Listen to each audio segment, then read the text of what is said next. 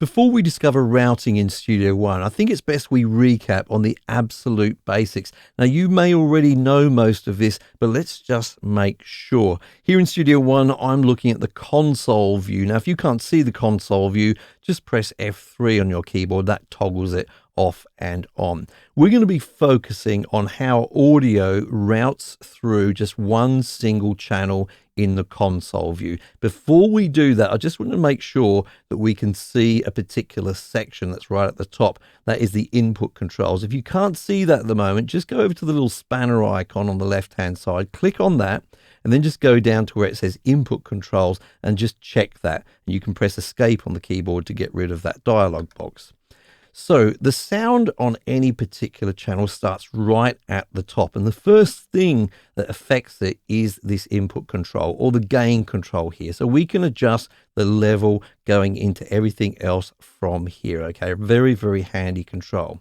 The sound always then travels downwards, and the first point it gets to is the inserts. This is the place where we will insert things like effects. Now, in this case, you can see that it first of all goes through this Pro EQ plugin, and then from there, it then goes to this compressor plugin. We're going to be going back to how this actually works a little bit later on, but as you can see, it flows through those two plugins. It then goes down to the sends section. Now, this is interesting. This is where it can branch off to another place. Okay, so in this case, this is branching off to something called a bus all the way over here. It's called the kick bus. Okay, we will talk lots later on about how buses work and how useful they actually are, but first of all, just understand that it's branching off to there. The sound does then continue down through the rest of the channel to this point here where it actually outputs. Now, at the moment, you can see this says main. It is going off to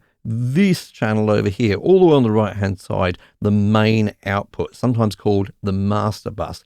Now, that is the default selection for where a channel goes to. However, we can route it to other places, and we will be talking about that later on. Now, down below, we see a number of controls for that kind of main output. We can control whether it's panned left, right, and left, like so. We can control whether it's muted, whether it's soloed, and of course, most importantly, probably, we can control how loud it is using the fader here, okay? That is essentially how a channel in our console works, but we've got other types of channels that we can create, and they create some really interesting possibilities for us. Hi folks, I'm Mike, and I hope you're well. Mixing is often about problem solving. How do I get that sound that I want, the sound which is in my head? Well, a big part of the solution often is the use of routing in Studio One in some way. You may be using things called buses or effects channels or VCAs. You would have heard of all of these things, but perhaps you don't understand what they all mean. That's what we're going to look at in today's video, starting off with probably the most common way of adding effects to channels, and that's using inserts. Currently, my drums in my project are sounding like this. Let's have some fun by messing around with the snare sound in there. The channel is here, and I'm going to mess with it by using some effects as inserts here, okay? So I'm going to go up to the top of the insert section, click on the plus button here. I'm actually going to go to my favorites and choose Pro EQ. You don't have to do this exactly. This is not a tutorial about Pro EQ 3, so this is just an example, okay? Now I'm going to mess really obviously with the sound of this snare, first of all by doing a low cut on it, okay? So it's now sounding like this. I'll actually solo it by pressing the solo button. So it's sounding like this. Pretty tinny, yeah? Let's make it even more tinny. Let's just push that up, yeah? And have a listen again. Okay, that's cool. That's our first insert. So we've affected the sound of our snare there. Now let's go and add another one in on the snare. So I'll go to my plus button again here. I'm going to go to my favorites again and use analog delay this time. I'm not even going to mess with the settings here, okay? Because this is going to be fine to demonstrate my point. Let's have a listen to this now. Okay, so you can hear all those repeats that the delay is making, yeah? But what is it repeating? Well, it's repeating the kind of tinny sound of the snare which we created. Why is that? It's because of the way routing works in inserts. With each of these separate effects, one flows into another. So we start at the top. In this case, we've made it tinny with the Pro EQ, and the sound coming out of that then goes into that delay, and that delay repeats that sound. Okay, we could add more and more down here. I think an infinite number amount, as far as I'm aware. You know, probably depending on the power of your computer and how much it can handle, but you can just keep adding more inserts in there. Now, you can change the order of it very easily by dragging them around like so you can put one before the other. But the most important thing I want you to understand is that basic flow, flowing from the top to the bottom and going from one to another, with the output of one going to the input of the other. Now, I know that many of you are only using inserts to add effects to your tracks, and that's probably because you don't really understand the advantages of using sends. Well, let's take a look at that now, but first of all, let's take a look at the problem of only using inserts. I have these 3 toms soloed at the beginning of my track, and they currently sound like this. Okay, well, I want to add some reverb to them, okay? So I'll go up to my first one, I'll add using the inserts here, and I'll just add in this room reverb, okay, which sounds like this. Okay, it's only on one of the drums at the moment. It's rather huge, but we'll live with it for now. I want to add it to all 3 of them. So what you're probably doing at the moment is going to each one, clicking on plus and adding in that reverb. You don't have to do that in Studio One. You can actually just drag one of them across like so. Now that not only adds that plug-in there, but it also keeps the settings from where you dragged it from. So I'm just going to have it on all 3, and they sound like this. Now, one thing I don't like about this reverb sound is that it sounds a bit mushy. So I'd like to EQ the reverb, yeah? So let's just go to one of these drums, and I've got this, and I'll insert an EQ. Let's just add in this EQ like so. I'll just put it just before the reverb, yeah? And I'll just do a low cut. Yeah, I'm getting rid of all of the low end. Let's have a listen to that tom now. Hang on. That doesn't sound good, does it? I wanted to EQ the reverb, not just the tom. All right, we'll leave that problem till later, because obviously if I put an EQ in there, it's EQing the whole tom. So that's a problem that we need to solve, but we'll get back to that. The other problem I also have, and I'll just get rid of that EQ, is that if I now want to change the reverb or length time for each tom, I'm going to have to go into each plugin and do that. So I'll go to the first one, I'll change the length time just to make it a shorter reverb, go into the second one, do the same, go into the third one, do the same. All right, have a listen. Okay, it's a shorter reverb, but what if I'm not happy with it still? I'm going to have to go to all 3 of them and change them. That's very time consuming. It's actually a little bit resource hungry, and it's just very awkward to use. So we've got 2 problems here. First of all, it's not very convenient to have to change all of the plugins, and we can't actually affect the effect, as it were. We can't EQ these reverbs without affecting the sound of our toms. So we're just going to get rid of all of these by clicking on remove, and I'm going to show you how to solve both of these problems using sends and buses. So the first thing I'm going to do is select the first of these toms, hold shift on my keyboard and select the last one. Okay, then I'm going to go to sends, click on plus, and I'm going to go to add bus channel. I could add an effects channel. We'll get back to that later, but I'll add a bus channel. So we'll do that. Now you can see that this bus has appeared here. It's in dark gray. Now if yours appeared right on the end, it's probably because of a particular setting you've got set. If we go up to the spanner up here, click on that, you can see you can keep the bus channels to the right. If I click on that, you'll see my bus has gone to the right. I rather like that setting because all of my buses end up all the way on the right. But for the purposes of this tutorial, I actually want it to be next to the toms themselves. So I'll just uncheck that and I'll drag it back over to where it was, like so. Okay, so all of the sound of the toms is going through to this bus. Now what's really important about this to understand, because we talked about this earlier, when the signal goes to the send, it branches off to the bus, but it does continue down. All right, that's important. But for the moment, all we need to know is we've branched off to this bus. Let's go ahead and insert our reverb on this bus. Okay, so I'm going to add in my reverb. Let's have a listen to see how it sounds.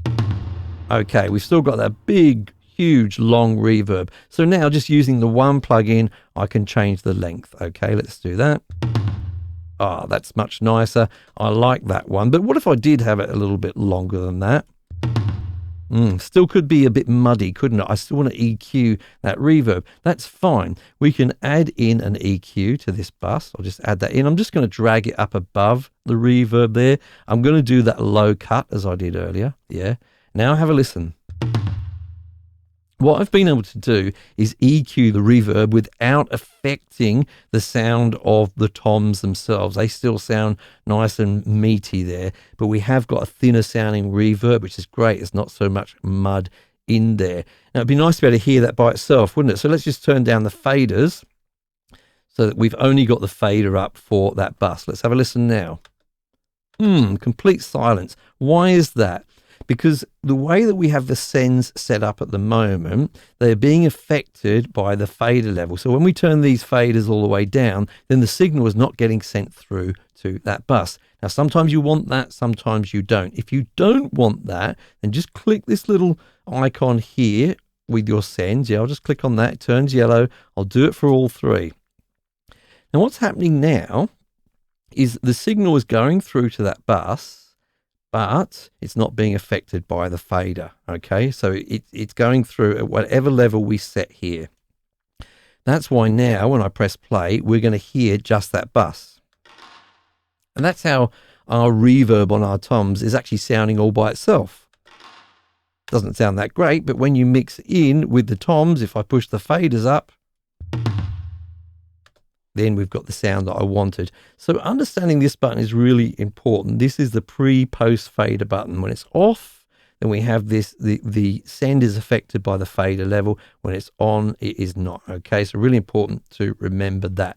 This is one of the uses of a bus. Now I'm going to talk about another really important use.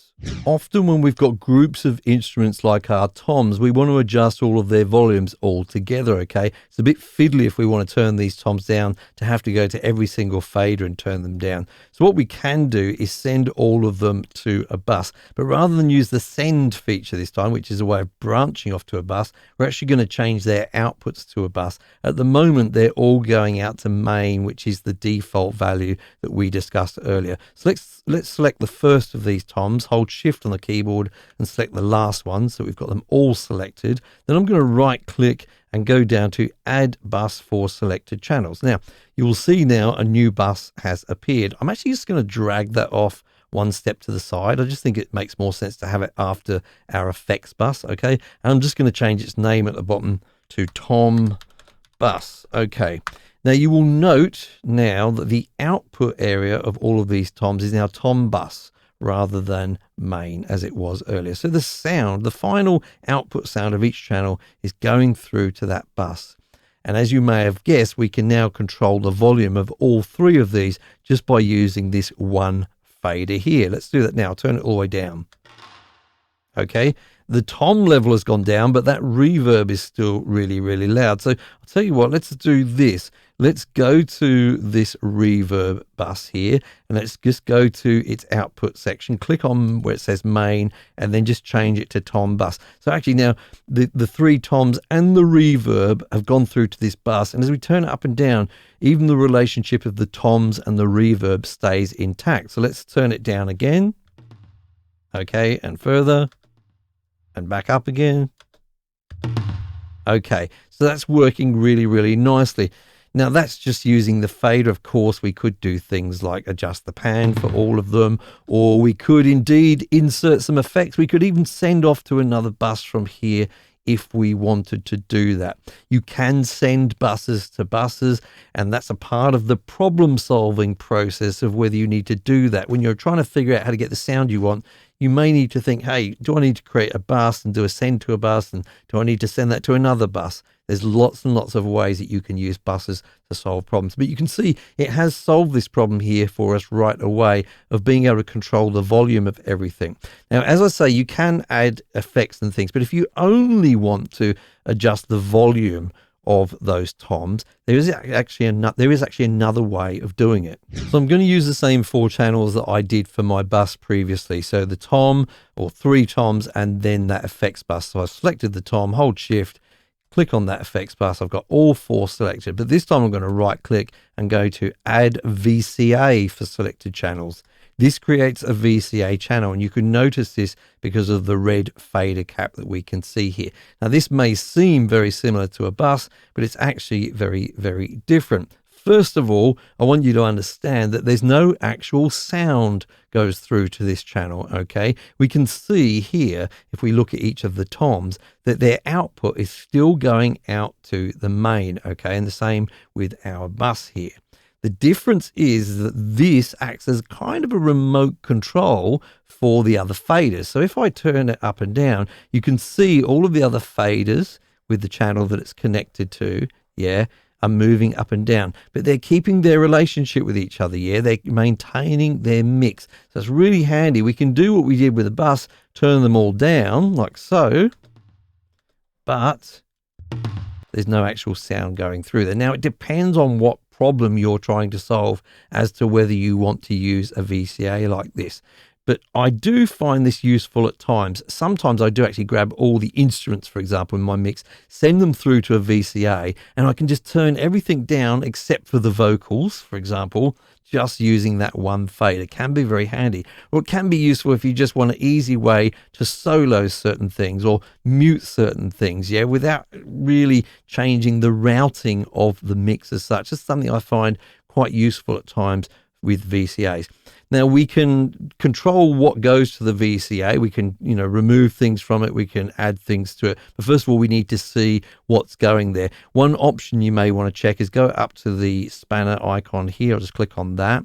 And then just go down to where it says VCA connections. Make sure that is checked.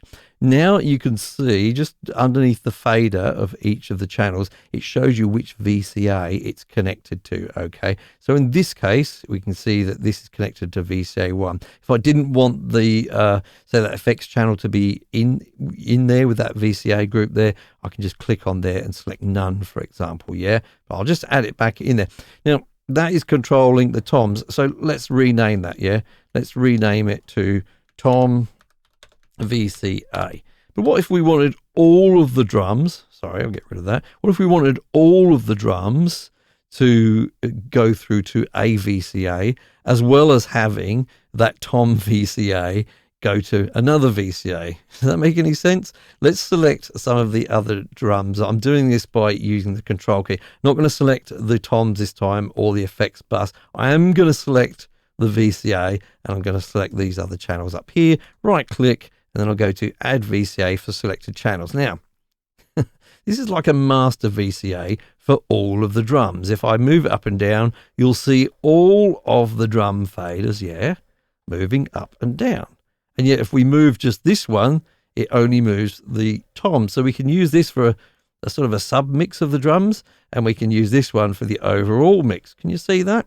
Now, interestingly, we need to remember that what does work with this is automation, okay? So it's a way sometimes of scaling automation. You could set automation up for this group going up and down, and then you could scale that automation with this master fader as well as moving all of your drums. So just remember that VCAs can go into VCAs. Not everything has to go into the same VCA, for example. So you can have almost a hierarchy going on there. Depends how complicated you want to get. But I do find this actually quite useful at times. Now, there's one other important type of channel that we need to talk about. Now, earlier, as you remember, we selected our 3 toms and we sent them all to a bus, okay, to add some effects. And as we did that and we selected them all and we went to do the send, we noticed that we could either add a bus channel or add an effects channel. And I said we'd come back to this later. So let's do that now. Rather than add a bus channel, we're going to add an effects channel. I've done that, and you can see it has appeared here.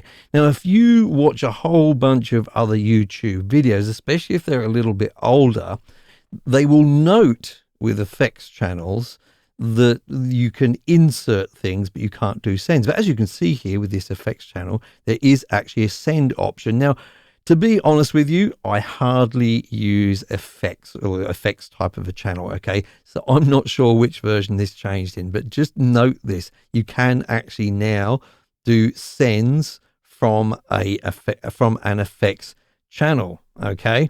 Let me know in the comments down below if you're more knowledgeable than me and know when that changed, because I'm just not quite sure. So the question is kind of what's the point? Look, I'm going to be honest with you. There always was a bit of a question of what's the point with effects channels, but they're still there. What is the difference now between the effects channel and a bus channel? Well, let's go ahead and select all three again and add in a bus send from them. We can do both. Yeah, we can do two sends. So I'll add a bus channel. And you can see that these two types of channels, the bus and the effects, are very, very similar, except with the bus channel, we have this drop down at the top, mix effects. Now, mix effects are special types of effects that can be used on buses in Studio Ones, but they can't be used anywhere else. I'm not going to go into the details of what they actually do here, but they have a particular sort of function and style which lends them to being used on buses. I'm just pointing this difference out to you. To be honest with you, I'm in such a habit of using buses that I'll probably continue to use buses. I don't think it's a resource issue at all. Even when I'm not using these, okay? I just want to make you aware of it. But if you do just want to use the effects channels now, and you were worried before with older versions of Studio One that you didn't have the send available, it's there now. So you can just use an effects type channel. One type of routing we didn't discuss in today's video is side chaining. Now, it's often talked about in the context of compression, and the Studio One stock compressor has some side chaining capabilities. I've made a video all about how to use that compressor as well as its sidechain capabilities right here. Go on, give it a click.